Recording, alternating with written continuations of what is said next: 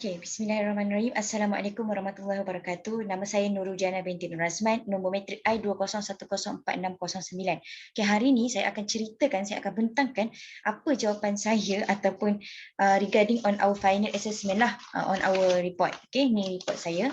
Okay, yang pertama, ya Allah, kenapa tak gerak? Okey. Yang pertama, kita perlu faham, kita perlu kenal pasti dahulu apa itu pasaran wang Islam.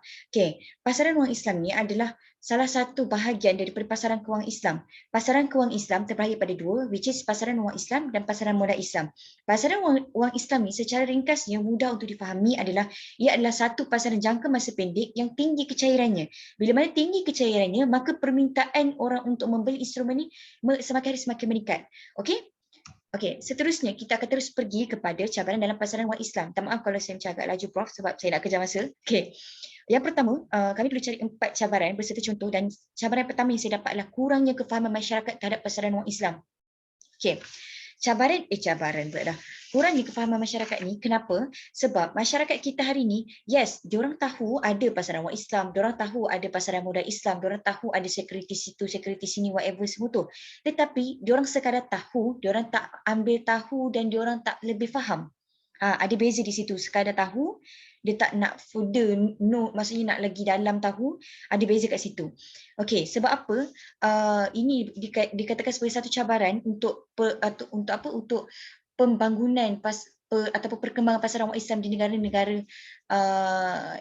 luar, termasuklah Malaysia, adalah sebab saya baca satu perkataan akhbar yang ditulis oleh Dr. Akhtar Zaiti, which is doktor ni menyatakan bahawa masyarakat kita di Malaysia masih tak faham. Sebab apa? Sebab dia boleh persoalkan bahawa adakah perbankan Islam ni wujud semata-mata hanya untuk sama dengan perbankan konvensional. Sedangkan it's a big no. Sebenarnya perbankan Islam ni dia beza.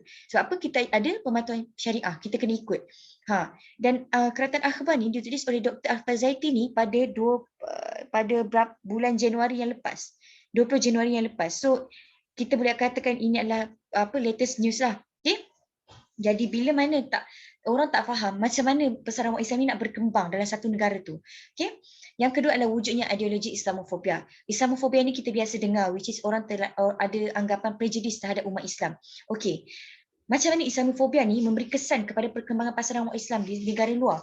Okey, saya bagi contoh. Gerakan anti-Islam di India telah melobikan supaya diorang tak nak nasionalis Hindu ni, diorang tak nak, diorang bantah sekeras-kerasnya, diorang tak nak negara India melaksanakan kewangan Islam di India. Atas sebab apa? Sebab Islamofobia. Seterusnya di Australia ada dua orang senator, diorang membantah, diorang menyatakan bahawa sistem kewangan Islam ni dia tak sesuai dengan sistem nilai barat dekat Australia. Disebabkan apa? Disebabkan ideologi Islamofobia. Jadi ideologi Islamofobia ni telah membantutkan perkembangan pasaran wang Islam di negara-negara luar. Okey, yang ketiga adalah kurangnya kewujudan majlis penasihat syariah. Okey, kita faham dekat Malaysia, dekat Indonesia dah ada majlis penasihat syariah, dekat negara-negara lain pun dah ada.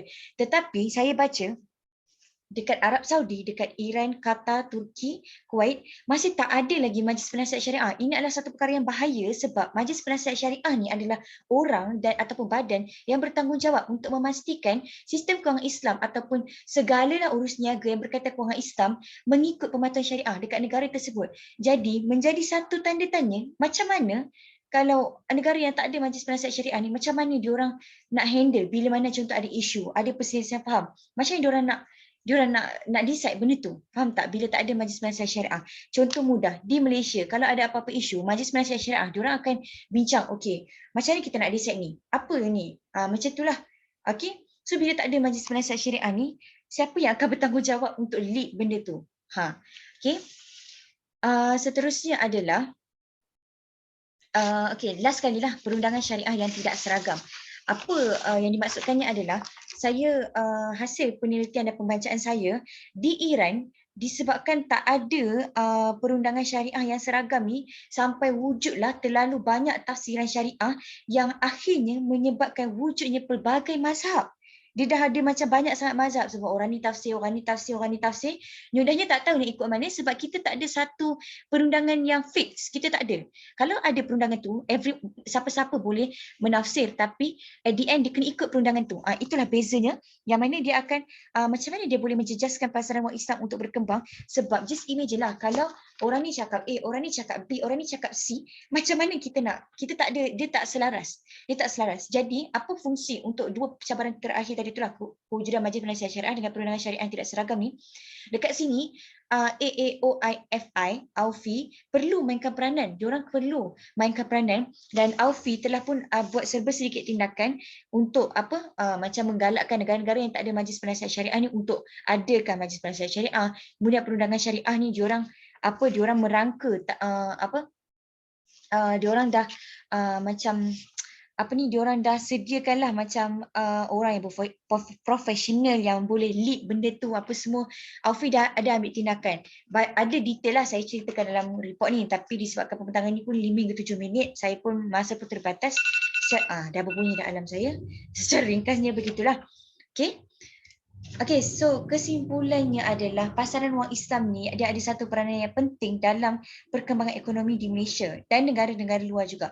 Dan pasaran wang Islam ni satu keperluan asas lah untuk dia pasaran wang Islam dan sistem kewangan Islam ni dia kukuh. Sebab apa? Dia boleh menstabilkan ekonomi dan dia boleh meningkatkan ekonomi. Dan kedua-dua ini adalah aspek utama yang akan dapat membantu kerajaan di negara-negara, di mana-mana negara untuk mencapai objektif ekonomi setiap negara tersebut. Okey? Jadi sampai sini saja saya punya video pembentangan. Saya harap masa saya tak langgar lah. Okey, itu saja. Assalamualaikum warahmatullahi wabarakatuh. Nak tadi